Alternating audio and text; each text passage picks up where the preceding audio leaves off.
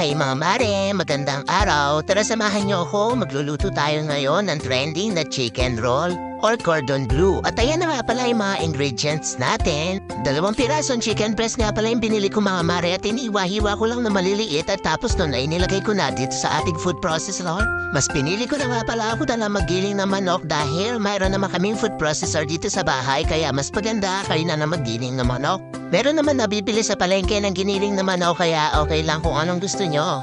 At ilang minuto na lang ay madali lang naman magiling itong mga manok kaya sandali na rin natapos na yung aking pagiling sa mga manok. At ayan na nga pala lahat ng mga nagiling natin kanina mga mare. Ang dami nga nito at marami din tayong magagawa dito. At tagal ko na nga din palang gusto subukan ito dahil lagi itong lumilito sa aking newsfeed. Kaya naman ngayon ay sinipag ako para gawin ito para matry na rin kung talagang masarap na. Pinaprepare ko na nga din pala yung magagawin natin palaman dito tulad ng ham. Ini-slice ko lang ng pahaba at ng mga cheese.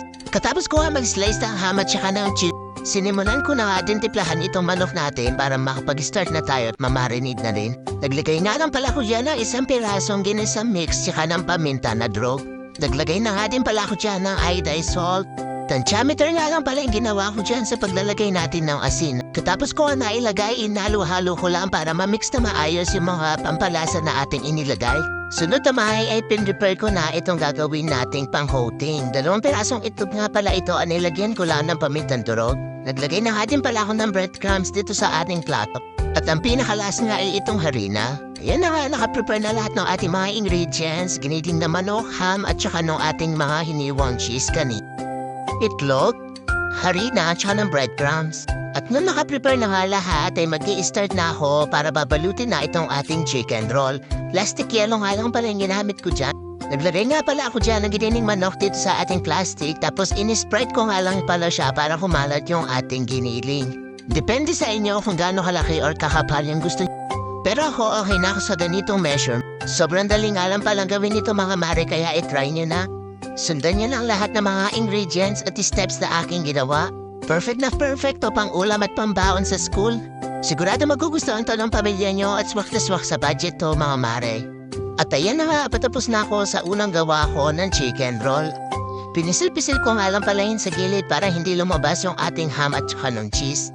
Inulit-ulit ko lang pala yung procedure na yan para mabalutan ko na lahat at matapos na tayo. Kung mapapansin nyo ay halos pagluluto itong mga ina-upload ko sa mga aking mga reels. Napakahilig ko rin kasi magluto mga mare. Kaya kapag may naisipan akong lutuin ay agad ko din itong ginagawa. Fast forward na nga mga mare, ayan na nga pala yung mga nabalutan natin. Nabalutan ko lang pala dahil ako lang mag-isang gumawa niya mga mare. Ilalagay ko nga lang pala muna yan sa rep para medyo tumigas-tigas. Para mamaya lalagyan natin ng breading ay hindi masira itong ating chicken roll dahil nga ito ay malambot pa. Mga 30 minutes nga pala ito nasa ref mga mare kaya ngayon naman ay piprepare ko na para sa kanyang breading. Una ko nga palang dinip yan sa itlog. Sunod naman ay dito sa ating harina. Pag nabalutan na nga pala natin yan ng harina ay ibabalik natin dito sa ating itlog. Itong pinakalas nga ay itong ating breadcrumb. Make sure lang mga mare na mabalutan natin ito na maayos ng breadcrumb. At ayan na mga mare, nakagawa na tayo ng isa at ulit-ulitin lang natin yung ginawa natin kanina na procedure. At ayan na mga mare, ready to fry na itong ating chicken roll. Kaya naman nagpainit na ako agad dyan ng mantika dito sa ating kawali para makapag-prito na nga at matikman na natin kung gaano kasarap itong ating ginawang chicken roll for today's video. At ayan na mga mare, ilang minuto lang ay naluto na natin itong mga chicken roll na to. Tignan niyo naman yung mga itsura, napakasarap at napakayamin nito. Siguradong mapapa-extra rice na naman tayo mga mare. Ayan nga pala yung mga unang batch na naluto na mga mare o anong sa inyo, gayahin nyo na din. Fast forward na nga mga mare ay naluto na rin itong second batch natin. At ayan na lahat mga mare itong mga naluto natin. Inislice ko na nga pala itong mga mare para makakain na kami dahil nagugutom na rin itong mga bata. Ayan na mga mare ang ating finished products. Kain po tayo. Yun lang po, maraming salamat. Paki-like and share po itong video natin.